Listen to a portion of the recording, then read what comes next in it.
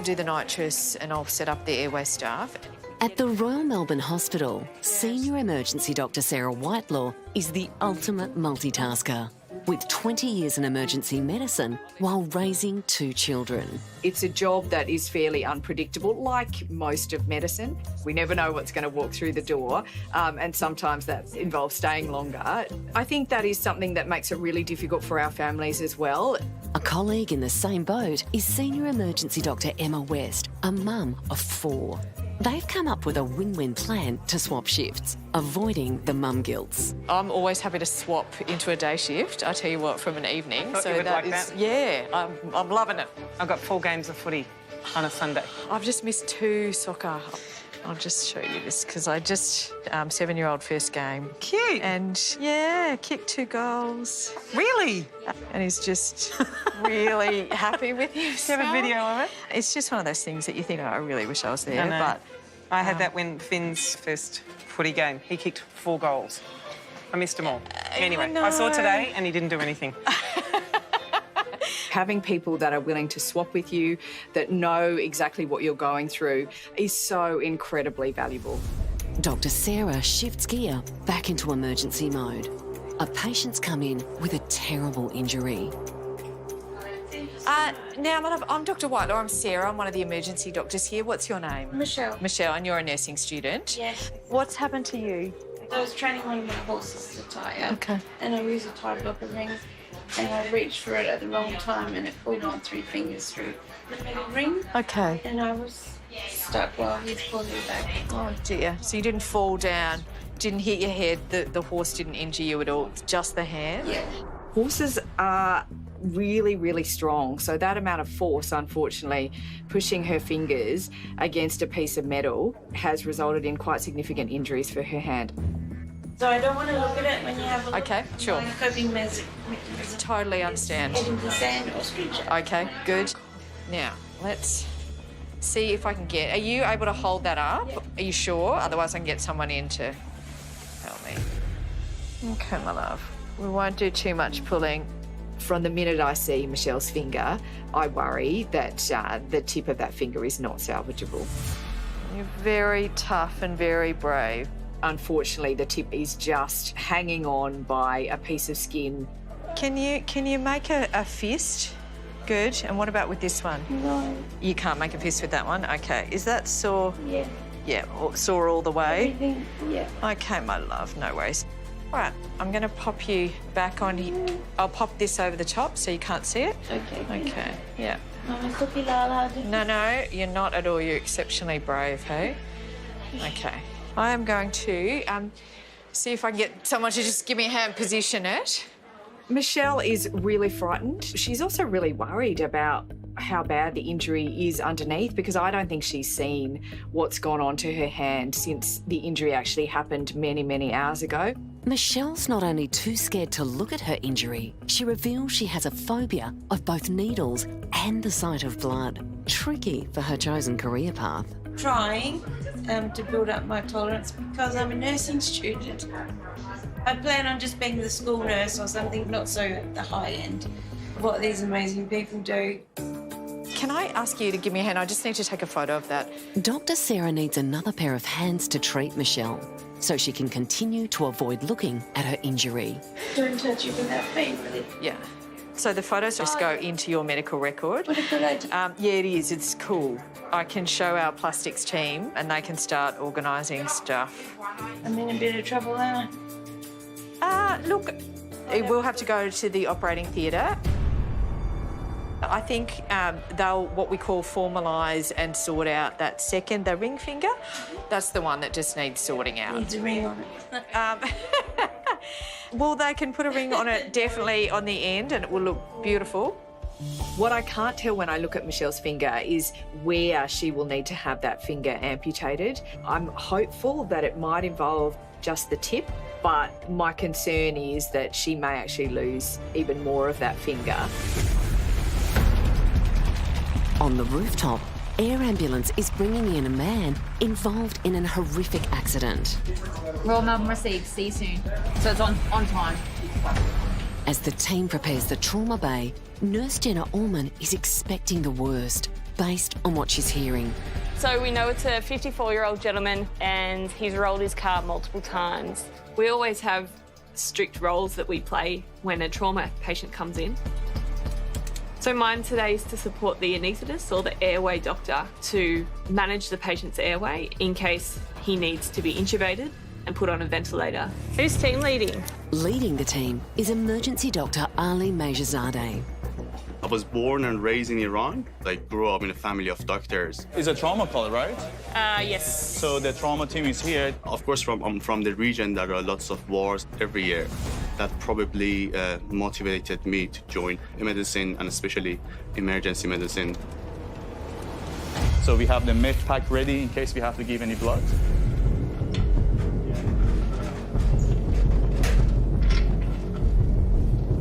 I'm gonna look after you with the team here, okay? We're just gonna move you across to our bed and then we go ahead with that, okay? Okay.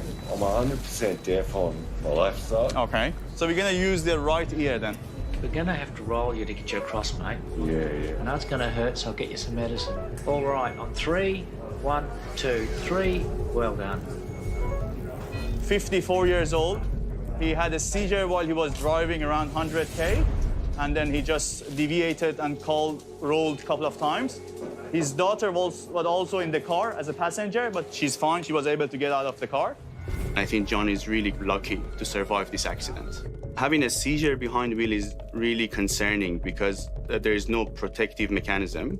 Patient can't control, can't protect the head. But more than that, because of the seizure activity, because of all those movements that we may have with the seizure, they may actually press on the pedal even harder. So they may go faster than what they were driving before the seizure, and that's really concerning. Do you know where you are at the moment, sir? Royal Melbourne. Perfect, good job. John is a former war cameraman who's had many close calls. But today is different because his daughter Lilia was involved. Yeah, it was very scary. He was completely fine and I was just talking to him like normal until I look at him and suddenly his eyes are rolled back into his head and he's like choking. Like he swerved off the road into farmland through a fence and then finally just stops and I just get out of the car as quickly as I can, screaming for help, like arms in the air, going like, help me, help us. My dad's in there. I don't know if he's dead or not. Hey, sir, my name's Jenna. I'm one of the nurses. I'm going to look after you. How are you feeling? You got that pain in your back? Yeah, it's pretty bad. Yeah, I bet. Yeah. John's shocked. He's trembling. So I think at this point, John needs reassurance that everything is okay.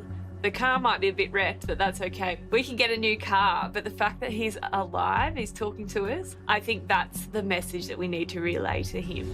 So can we do a chest X-ray and pelvis for now? Rolling his car during a seizure could have left John paralysed. Looks like that John has serious injuries and there's a chance that he broke his back.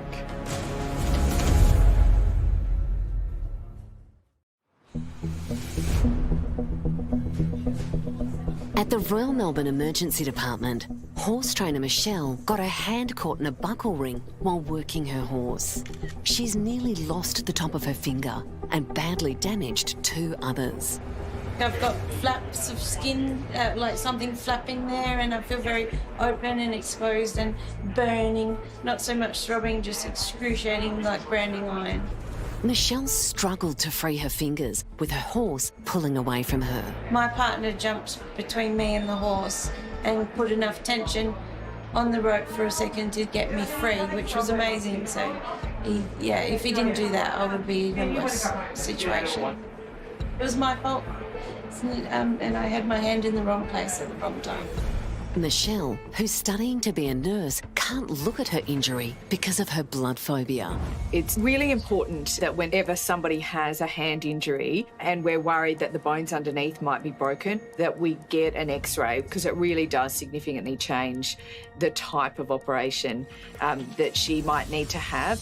So we're looking at Michelle's X-rays, and what is really good is that little finger, which was very sore when we pressed, doesn't appear to have any broken bones in it. We knew already that ring finger had the top just pulled off it. But the good thing is the other fingers are fine. Yeah, so that's good news. Dr. Sarah starts organising for Michelle to go to theatre.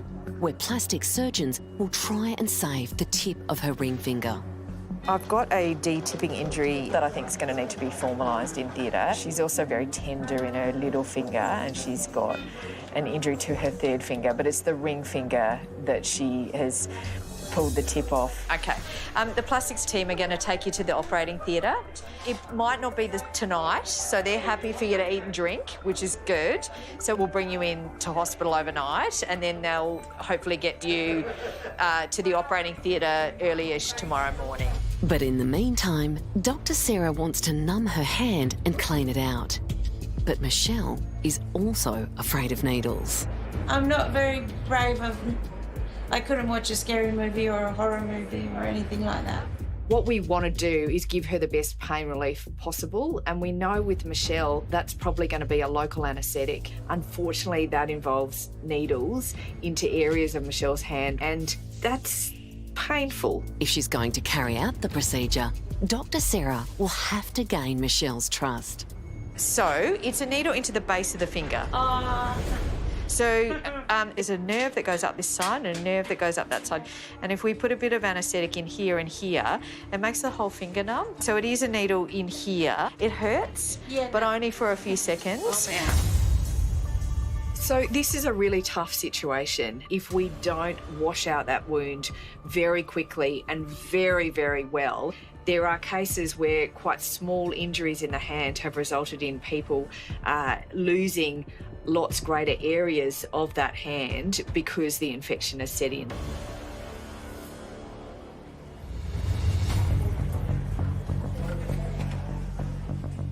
Pelvic X-ray looks fine as well, so let's go for a CT.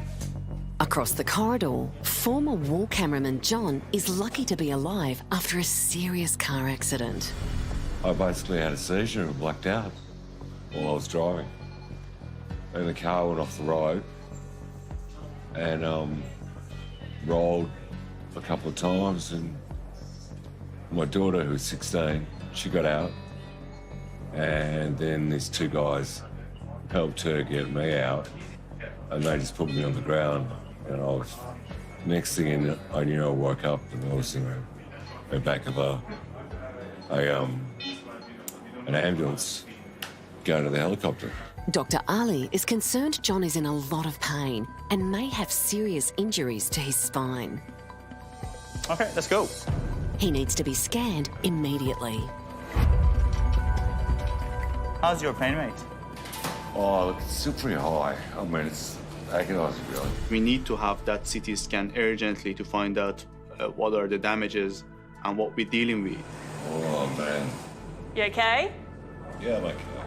The former war cameraman's life has been on the line many times, but this accident has left him shaken. I'm just thinking about it.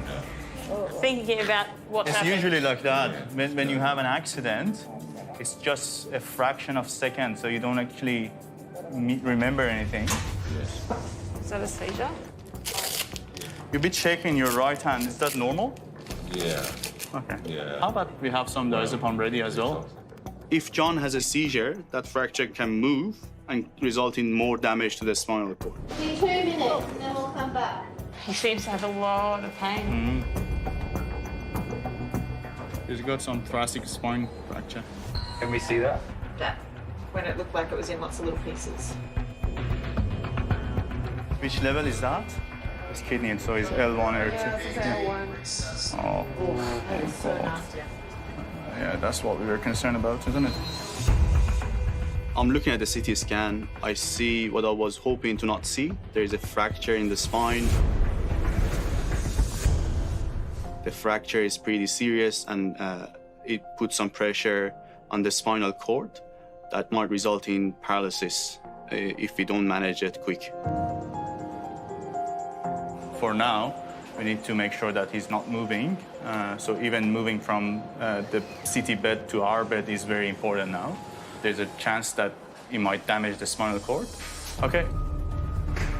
Dr. Ali gives the father of 3 the bad news. Initial result of your scan showed fractures in your spine. It's a little bit concerning because it's at the area that your spinal cord is still there. So we need to make sure that you remain steel like this to prevent the risk of damage. And the main concern now is the spine, obviously. Okay. There's a chance that your spinal cord get damaged and that may result in problem with your legs, not being able to move them.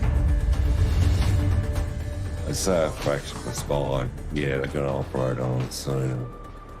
Hopefully, I'll still be able to walk.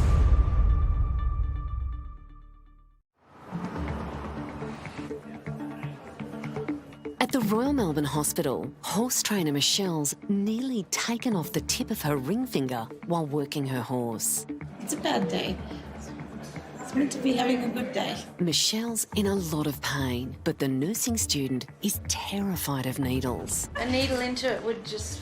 Yeah, so it's not into the cart, but it's into here. It's a very difficult situation for Michelle, and it's a difficult situation for the staff as well. We really need to get her comfortable enough and anaesthetised enough for us to really scrub out those wounds. That's actually what we need to do. Dr. Sarah asks Senior Emergency Doctor Emma West to help persuade Michelle to have an injection. What's your name? Michelle. Michelle, I'm Emma. I am. I can put a needle in your finger so you just don't feel it anymore. A needle into... Not in the end. I would have it. I would hate seeing that on my finger. And I can do this little needle at the base. While paramedics manage to get a cannula into Michelle's arm to give her ketamine, she's still reluctant to have a needle so close to her wounded fingers. Dr. Sarah tops her up with ketamine to help with the pain. So where's your happy place? Yeah, where's somewhere that you've been that's really... Yeah. Which is your favourite beach? Down south, Silver Sands. Where's that? In Adelaide, Moana Beach. Yeah, so just slow, deep breaths. Here comes the ketamine. And you'll start feeling a bit weird and a bit wheezy. Feels like you've had a few beers. Just go with it. I'm going to do a little scratch nowhere near your sore finger. What sort of beach was it? It's quite nice. Ride the horse. You squeeze my hand as hard as you want.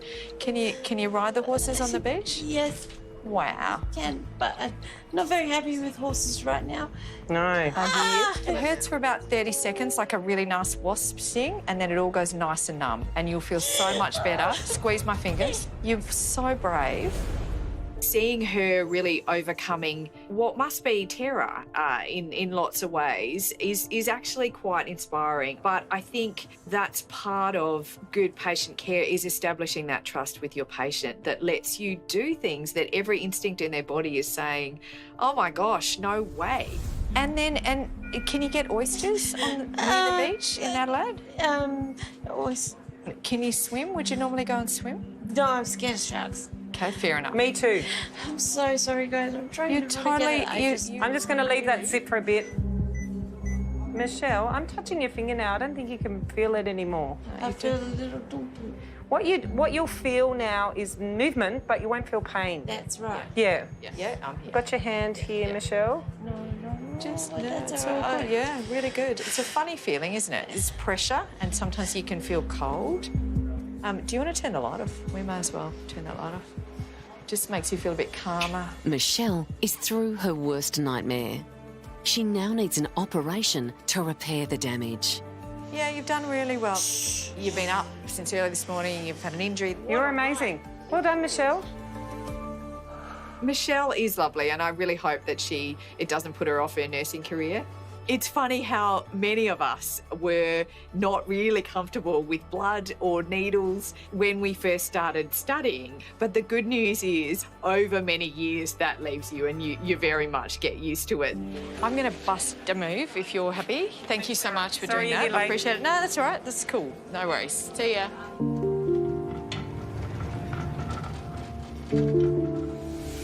Today we're bringing you an early 30s gentleman as a major trauma call. Emergency Dr. Michael Dunn gets a call from paramedics bringing in a seriously injured motorbike rider. He's had a collision off his road bike, he's been sideswiped by another car and he's high-sided. Heart rate is 110 in a sinus tachycardia. His blood pressure is sitting at 90 on 70. Currently he has no real recollection of the event and is displaying some retrograde amnesia. Great, see you then, thank you. Probably get at least 3 or 4 motorcycle accidents a day, but would not be surprised if I would see personally 1 or 2 bad motorcycle accidents a week. Dr. Michael calls on emergency Dr. Luke Delarue to assist. Hey, it's Michael here. Are you free to see a trauma coming in? Yeah, sure. All right, thanks. Cheers, then. Thanks. Yeah, so Michael and I were registrars here at Royal Melbourne together, so we've known each other for quite a while. Dr. Luke and Dr. Michael are also first-time dads. While they're waiting for their patient, the chat turns to baby change tables. You know, we were setting up our nursery, and one of my requirements was like, I can't have. I'm the same, yeah. Can't be on the At least left side. I had the changing table. Yeah. I had to approach from the right side. In med school, you were taught very strictly that you approach the patient from the right-hand side. And it's just a very traditional thing that's been drilled into medical students from day one. So for Dr. Luke and Dr. Michael, babies' rooms and change tables have to be configured so they can approach their babies from the right-hand side, just like they approach their patients. And then you can't even change a baby on the wrong side. I think every new dad who's worked as a doctor will always set up their nursery so they're approaching the baby from the right-hand side, like a patient. It's just drilled into you for Isn't it? day one. Dr. Luke and Dr. Michael's patient is arriving, and the pair switch back into work mode. We'll just do a quick brief. So standard approach, Kylie's going to do primary, Michael will quickly do secondary. Obviously, there's potential for chest trauma. Their patient is a trauma call, which is the highest level of alert, with a life possibly in danger. So the two main concerns I have for this patient are his very low blood pressure is very concerning for internal bleeding, and the other thing is his conscious state. So he still remains in this semi-conscious state. Happy to get across and then go story? Alan was on his way to see his brother when he was thrown from his motorbike trying to avoid a car. Ready, set, go. That's it, This is Alan. He's been riding his road motorcycle on the Hume Freeway heading southbound. He swerved to veer from a car and he's high-sided off his bike and slid on into the gravel underneath the safety barriers. High-siding off a motorbike is when the patient comes off the bike sideways but is thrown over the top of the bike. And so even at low speed, it means that there's potential for more serious injury because you've not just fallen off a motorbike, you've essentially been ejected off a motorbike.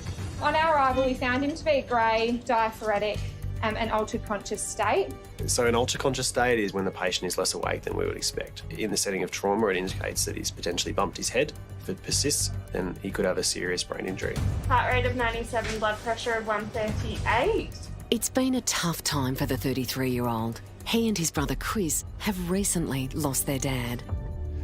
So when my dad passed away, me and Alan, I don't know if you can become any more closer than we already were, but our bond as brothers is just unbreakable. And you're on a motorbike, is that right? The car cut me off. The car cut you off. It's hard to know how Alan's coping with all this. He's quite quiet, and that can be a sign that he's just a very stoic, quiet guy, or he could also be in shock. And you're in full protective gear, wearing your helmet? Yeah. Did you black out at all? I don't really very much up until I'm sure I have to leave my area.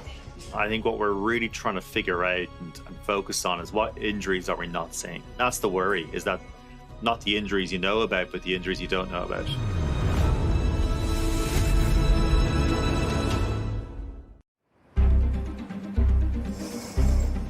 In Trauma 2, motorbike rider Alan might have internal injuries after colliding with a car. Not sore in your knee at all? No. Can you lift this leg up off the bed? Yep, great. Pull my hand towards you. Push my hand back down. Good. Your wrists feel okay? Yeah. Fearing multiple injuries, Alan is fully checked with ultrasound and x-rays. Like screen fractures there. Yeah, that's maybe that's his hematoma across. Yeah, that's probably what we're seeing. X-rays reveal Alan has massive injuries. The chest X-ray in Alan's case shows multiple displaced fractured ribs and what looks like bruising of the lung, which indicates a really significant amount of force that's been transmitted through his chest wall. He's got some hand abrasions as well. His hands are a bit sore. But Alan may have even more injuries from being catapulted off his bike. Is the pain at the back or the front? Front. Here? Yeah. Yeah. The clavicle might be done here as well. Broke my collarbone. Possibly. We'll have a look at the CT. You've broken something along here. A broken clavicle or collarbone is incredibly painful. Even so, the team needs to check his back for spinal injuries. I'm going to give you some pain relief. We need to roll you and have a look down your back, okay? And then we'll take you around for a CT scan. The real important thing is that try not to help us or move, okay? You're not going to fall. We'll do all the moving for you. If we hold the elbow and just do the hands. Come on. Hold it with your right hand. Sorry, mate. I'm really sorry. The shoulder's going to be a bit sore here, okay? On 3. 1, 2, 3. You're okay. Are you sore when I push here? No. Yeah? Yes. Yeah. Yeah? Yes. Yeah? Yeah. Yeah? Yes. Yeah? Yes. Yeah? Move it. Good to go back? Yeah. On 3. 1, 2, 3. Nice and relaxed, mate. Doing well. Hold on. Just relax. Head down. All right. Dr. Luke's worried Alan's back tenderness is a sign he's suffered major damage. Has he broken some of his spine, and has he sustained a spinal cord injury, which could lead to paralysis?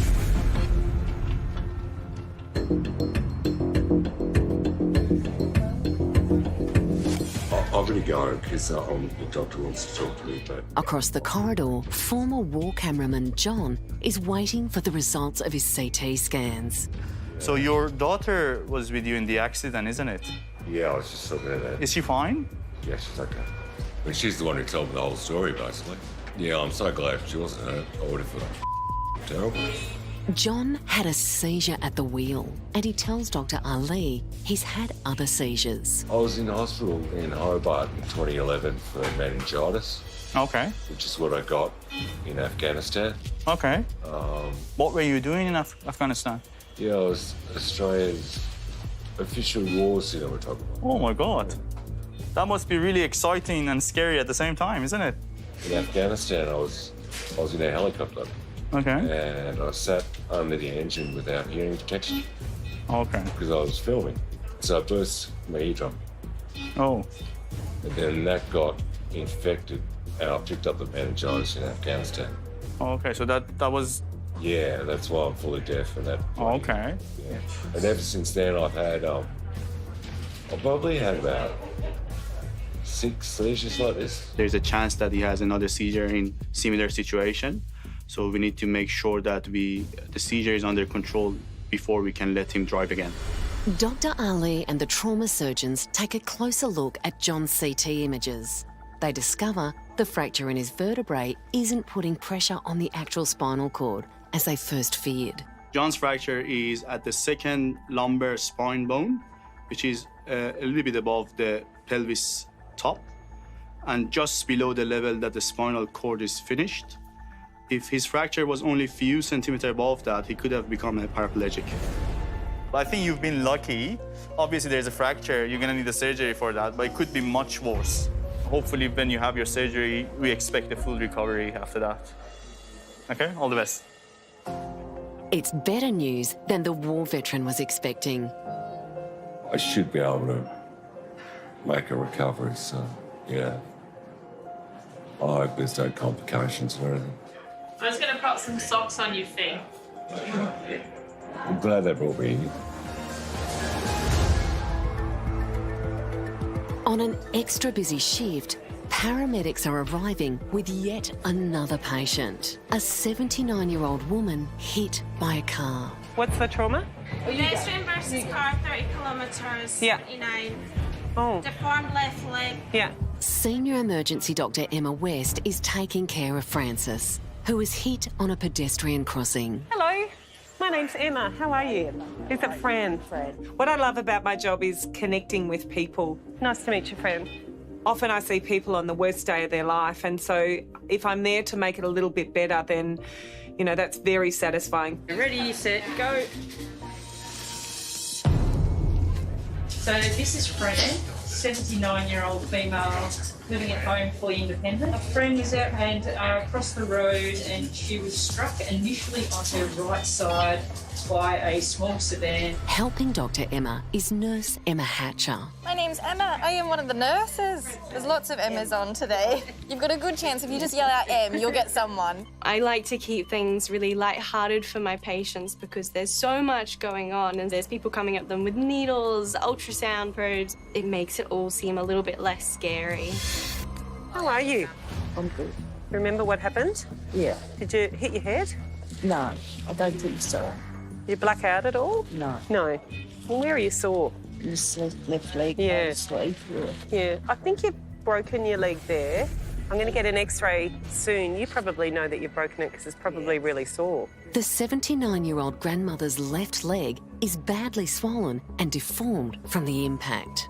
And do you know how you got hit by a car? Yeah, I thought the car had stopped to let me go. Yeah, okay, yeah. Okay. Sorry it happened. Who do you live with at home? I've got one son living with me. Yep. And my daughter and granddaughter live in the house at the back. Oh, how lovely. I'm really worried about Fran. In your late 70s, you have problems with bones being brittle. Often patients are on a whole lot of medications, so being hit by a car is a significant injury. With that in mind, one of the first things Dr. Emma wants to rule out is any internal damage. Fran, I'm just going to do a little ultrasound in your tummy. Right and left upper quadrants are fine. Nearly done, Fran, and we can talk to you a bit more in a minute. With no signs of internal injuries, Dr. Emma takes a closer look at Fran's leg. Why is there blood there? Now, she's actually got an open fracture. There's actually bleeding there. So Fran's leg is not only bruised and swollen, there's also a large open wound there. It's bleeding. That puts her leg at risk of a severe infection. It's called an open fracture, and it really ups the stakes in terms of severity of what's wrong with Fran's leg. We're going to get some antibiotics started, okay? Just because you've got a little bit of a wound on the top, we just want to make sure no bugs get in there and grow, okay? Can you wriggle your toes for me? Fran's leg is almost doubled in size and she's losing sensation. Both huge warning signs for Dr. Emma. When there's a broken bone, particularly in the lower leg, there's a risk of pressure build-up. This is because of bleeding and bruising from the tissues around the bone. If there's pressure, that can stop blood supply from the arteries from the heart going to the leg. And if that happens, the leg's at risk of dying.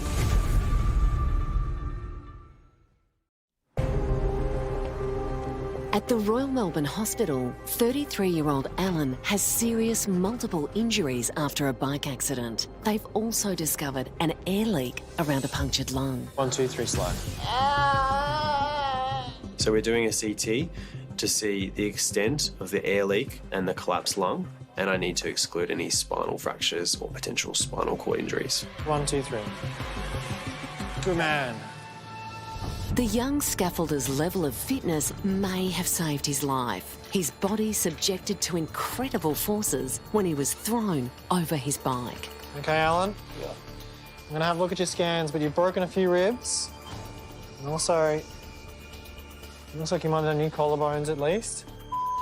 But I'll have a look and just get some a better idea now we've got the computer there, okay? All right, I'll be back. Open up. Good man. Dr. Luke and Dr. Michael take a good look at Alan's CT images, and the injuries keep piling up. Right clavicle, left cervical neck humerus. It's hard to tell, but it looked like it on the shoot through. Yeah, it's probably in there, yeah. So Alan has really quite a lot of injuries to the right side of his body. He's got a number of fractured ribs. He's got a collapsed lung. He's got blood around the lung. He has multiple spinal fractures, although the spinal cord appears to be intact. And he's also broken his collarbone. Dr. Luke breaks the news to Alan. Hey, so Alan, mate, you've done a pretty good job of it.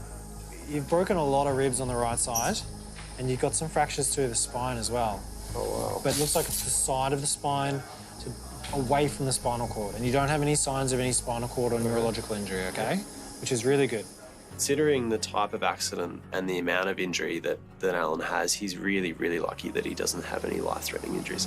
It's going to be really sore, so we're going to see if the ICU guys will take you upstairs just to make sure that we can keep a close eye on you. Alan won't be going home anytime soon. He's being admitted to hospital so doctors can help him manage his enormous level of pain. Then it's just a matter of time for his bones to heal naturally. Across the corridor, 79-year-old Frances is remarkably calm after being hit by a car while out walking. What's your pain out of 10 at the moment? It's not too bad. Frances has a badly fractured leg.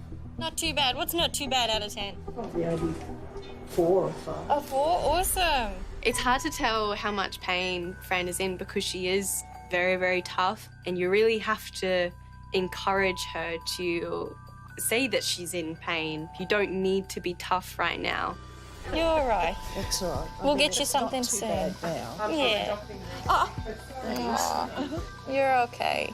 But there may be more going on with her leg because her pain is going up and up despite strong medication. There's really a good chance that she's got a pressure injury as well going on within her leg. The pressure injury is called compartment syndrome. All right, everyone ready? Back on 3. Just 1, push the 2, pillow. 3. If the compartment becomes too tight, it cuts off all blood supply and it cuts off the nerves, and that risks Fran losing her leg.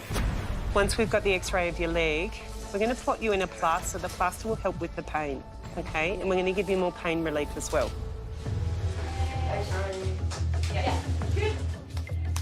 What does the x-ray show? Oh. So a fractured fibular head, fractured through the knee really as well, isn't it? As well as, which is what they thought. They thought there were 2 fractures. There's a lot of broken bones within the knee. So there's a broken bone around the knee itself as well as a broken bone in the top part of the lower leg. Fran, I'm going to get a group of people to hold your leg, okay? And we're going to give you more pain relief. And then I'm popping a splint on, and that will help things feel better, okay? Dr. Emma prepares the plaster splint, but she only has minutes to apply it before it dries and becomes unusable. Alrighty, I'm almost ready.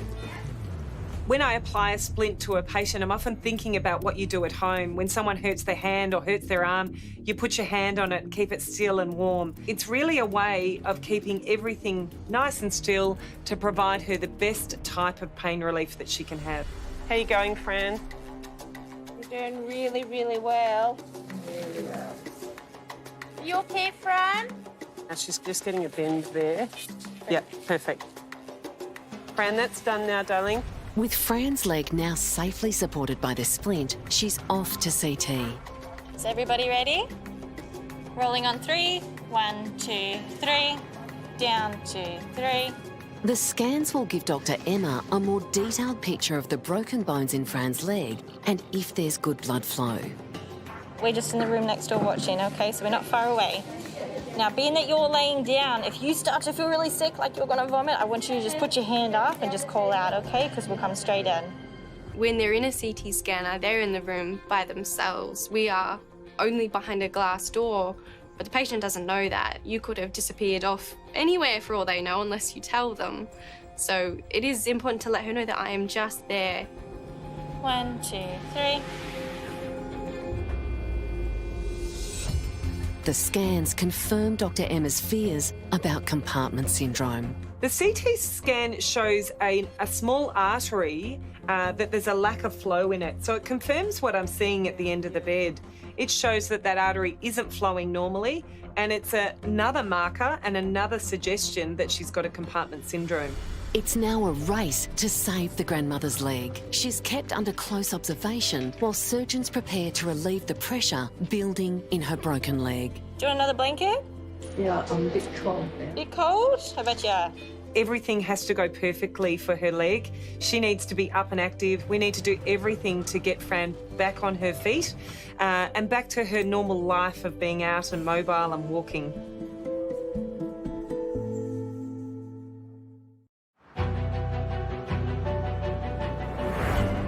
So your daughter was with you in the accident, isn't it? Yeah, I was just looking at that. Is she fine? Yeah, she's okay. Former war cameraman John had a seizure while driving and crashed his car. Dr. Ali feared he would never walk again. We need to make sure that you remain still like this. A closer look showed the fracture just missed his spinal cord, with John avoiding paralysis. I think you've been lucky. Obviously, there's a fracture. You're going to need a surgery for that, but it could be much worse. Back home, John knows how lucky he is. I think if it wasn't for the quick action of the staff of the emergency department, I would have either been dead or I wouldn't be able to walk now. You were jammed pretty tight underneath the wheel. Right. That's where you were sitting. They pulled you out of that front door.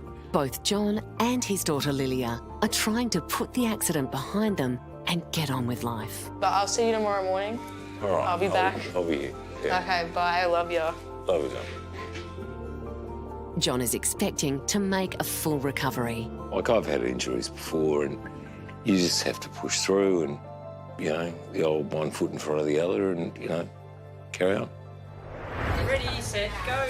At the Royal Melbourne Emergency Department, 79-year-old Fran has been a tower of strength in the face of enormous pain after being hit by a car on a pedestrian crossing. You're all right. We'll get you something soon. The grandmother broke her lower leg and several bones in her knee. Dr. Emma was worried she could lose her leg because of compartment syndrome, which stops blood supply in the limb. There's actually bleeding there. Fran was rushed to surgery. The pressure was released successfully, but she needed 3 major operations to stabilise her shattered leg. It's been tough gaining her mobility again, but Fran's a fighter. I can't bend my knee back as far as I should, and it's still very stiff and swollen around the ankle. Fran's hoping she'll get back to living the healthy, independent life she cherishes. I'm just expecting to get back to nearly normal if I can. 1, 3. 1, 2, 3. 33-year-old Alan crashed his motorbike while swerving to avoid a car. And you're on a motorbike, is that right? Some car cut me off. The massive force of the accident left Alan with multiple injuries, including 10 broken ribs, a punctured lung, and a broken collarbone. The pain that I experienced during the accident or after the accident is nothing that I've ever felt. Like having to cough or laugh, sneeze, anything like that. Basic movements were really painful. Alan's life is finally getting back on track, but the accident hasn't dampened his love of bikes. Looking forward to the future. I'm definitely looking forward to being able to go back to work. I'm not afraid of being back on the bike. And yeah, plan to get back on the road as soon as I can. Horse lover Michelle had her fingers dragged through a metal buckle when her horse resisted her. The tip of her ring finger was left hanging by a thread, and it looked like she would have to have it removed. You're doing so well. Even though Michelle was terrified, Dr. Emma and Dr. Sarah managed to wash the wound before she went to theatre for an operation. He's a good boy. Remarkably, the plastics team was able to save Michelle's finger, reattaching the tip and getting her back to doing what she loves best, being with her horses. My finger feels a little bit numb, but almost back to normal. Head down. The accident didn't change my attitude towards horses. It's never their fault. It could have been a lot worse. What's the tip of a finger when I made a mistake?